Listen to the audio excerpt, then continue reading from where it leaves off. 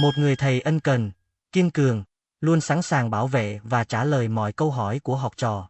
Nhưng phía sau cặp kính ông luôn đeo, có một con mắt đã biến mất từ rất lâu, và một lời nguyền tàn khốc có thể biến ông thành một cái cây vô hồn bất cứ khi nào ông cảm thấy hạnh phúc. Người đó không ai khác chính là Kifli, người thầy của Coco. Và bí mật của người đàn ông này có thể còn đáng sợ hơn bất kỳ kẻ thù nào trong thế giới Wizard Atelier.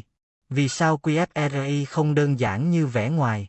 Ở phần trước, chúng ta đã nói về Igun, kẻ giấu mặt đã trao cuốn sách cấm cho Coco. Nhưng có một nhân vật khác cũng đang che giấu một bí mật kinh khủng không kém. Và trớ trêu thay, đó lại chính là người mà Coco tin tưởng nhất, thầy giáo của cô, Kifli. Nhìn bề ngoài, Kifli là hình mẫu người thầy lý tưởng, dịu dàng, thông tuệ, luôn thấu hiểu từng học trò. Nhưng nếu nhìn kỹ hơn vào quá khứ của ông, bạn sẽ nhận ra, đây là một trong những nhân vật phải chịu tổn thương nặng nề nhất trong toàn bộ thế giới phép thuật này. Sự thật về con mắt phải đã mất. Khi còn là một đứa trẻ, Kifli đã bị chính hội mũ vành bắt cóc. Chúng đưa cậu bé đến rừng Trista, thánh địa của những cây bạc Silverwood cổ đại. Tại đây, một trong những chi tiết đen tối nhất của bộ truyện đã diễn ra. Con mắt phải của Kifli bị móc đi bằng phép thuật cấm, và một mầm cây Silverwood ký sinh được cấy thẳng vào hốc mắt đó. Sau khi xóa sạch ký ức của đứa trẻ, để chắc chắn không ai tìm thấy, chúng nhốt Kifli vào một cái hòm và chôn sống dưới gốc cây. Kifli đã thoi thóp sinh tồn trong bóng tối khi nước mưa ngấm dần vào trong hòm, cho đến khi được hiền giả Bendaruti phát hiện và cứu sống. Đó là lý do vì sao một đứa trẻ đáng ra phải ám ảnh với nước suốt đời, lại trở thành một trong những phù thủy sử dụng thủy phép xuất sắc nhất. Đây không phải là ngẫu nhiên, đó là cách Kifli đối đầu và chiến đấu với chính nỗi sợ hãi từng suýt giết chết mình. Lời nguyền SLVRVWOR, khi hạnh phúc trở thành tử thần. Nhưng đây mới là phần đáng sợ nhất, mầm cây ký sinh trong mắt Kifli chưa bao giờ biến mất. Nó vẫn ở đó, như một án tử treo lơ lửng. Mỗi khi Kifli cảm thấy bình yên thực sự, hay chạm vào hạnh phúc sâu sắc, những nhánh cây nhỏ lại bắt đầu mọc ra từ hốc mắt. Nếu ông để bản thân hoàn toàn thư giãn, ông sẽ biến thành một cái cây Silverwood vô hồn. Đối với Kifli, hạnh phúc không phải là món quà, mà là một mối nguy hiểm. Bình yên đồng nghĩa với cái chết. Cặp kính ông luôn đeo không chỉ để che giấu vết sẹo. Mắt kính bên phải được làm tối màu, để che đi những nhánh cây đang âm thầm sinh trưởng. Còn mắt kính bên trái được yểm bùa đặc biệt để bảo vệ và tăng cường thị lực cho con mắt duy nhất còn lại. Con mắt cũng đang dần mờ đi theo thời gian. Nghịch lý tàn nhẫn nhất của luật pháp thuật.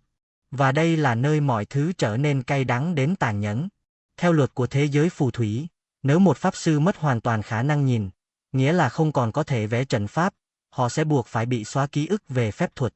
Nói cách khác, nếu con mắt còn lại của Kifli mù hoàn toàn bộ cuộc đời ông, Coco, các học trò, người bạn thân Orugio, và cả cuộc tìm kiếm hội mũ vành kéo dài hàng chục năm, tất cả sẽ bị xóa sạch trong một khoảnh khắc bởi chính hệ thống luật pháp mà ông đang phụng sự. Cuộc săn lùng hội mũ vành của Kifli không đơn thuần là trả thù. Đó là một cuộc đua tử thần với thời gian, trước khi chính cơ thể ông xóa sổ linh hồn ông. Oeloreo, người bạn bị xóa ký ức nhiều lần. Có một chi tiết khiến bất cứ ai cũng phải lặng người. Orugio, người bạn thân thiết nhất của Kifli, đã nhiều lần phát hiện ra việc Kifli lén lút điều tra hội mũ vành. Và mỗi lần như vậy, để bảo vệ bạn mình khỏi liên lụy, Kifli lại dùng phép xóa ký ức lên chính Orugio. Đau lòng hơn cả là Orugio không hề oán giận. Anh thấu hiểu cho nỗi đau của Kifli, và chấp nhận để ký ức của mình bị thao túng, lặp đi lặp lại. Một người sẵn sàng từ bỏ ký ức, chỉ để tiếp tục ở bên cạnh một người đang dần đánh mất chính mình. Mối liên hệ giữa Coco và tên phù thủy cấm Reuen. Hãy quay lại với Coco. Ban đầu, đối với một Kifli đang tuyệt vọng tìm kiếm kẻ thù, Coco chỉ là một công cụ, một manh mối sống vì cô từng tiếp xúc với hội mũ vành. Nhưng lửa gần rơm lâu ngày cũng bén. Kifli thực sự bắt đầu yêu thương và muốn bảo vệ cô bé. Và đây chính là điểm chí mạng. Sự gắn bó cảm xúc này lại khiến lời nguyền Silverwood trỗi dậy mạnh mẽ hơn bao giờ hết. Còn về Igun, kẻ đứng sau mọi bi kịch, nhiều giả thuyết trong cộng đồng cho rằng có một mối liên kết máu thịt giữa hắn và con mắt đã mất của Kifli. Igun tự gọi mình là con mắt không mí, một sự trùng hợp rợn người với việc Kifli bị cướp đi mắt phải. Phải chăng Igun đang sở hữu con mắt đó, hoặc chính hắn được tạo ra từ phần cơ thể bị đánh cắp của Kifli? Ba đại thuyết âm mưu khiến người xem sửng sốt. Dựa vào những chi tiết trên, cộng đồng fan đã đưa ra 3 giả thuyết đen tối về cái kết của nhân vật này. Giả thuyết thứ nhất, khả năng trung bình Igun thực sự đã dùng con mắt của Kifri kết hợp với phép thuật cấm để tạo ra một thực thể cộng sinh. Kẻ thù mà Kifri săn lùng bấy lâu, trớ trêu thay, lại mang một phần máu thịt của chính ông. Giả thuyết thứ hai, khả năng cao Kifri sẽ hoàn toàn bị mù trước khi câu chuyện kết thúc. Khi đó, ông sẽ đứng trước lựa chọn, hoặc để bản thân biến thành cây Silverwood để giữ lại ký ức, hoặc chấp nhận bị xóa sạch trí nhớ và quên đi các học trò của mình. Giả thuyết thứ ba, khả năng điên rồ nhất bản thân Kifri hiện tại chưa từng là con người trọn vẹn. Ông thực chất là một cây Silverwood được biến thành người bằng ma thuật cấm của hội mũ vành, và con mắt bị mất chính là lõi nhân bản của thực thể đó. Kifri không phải là một vị thánh.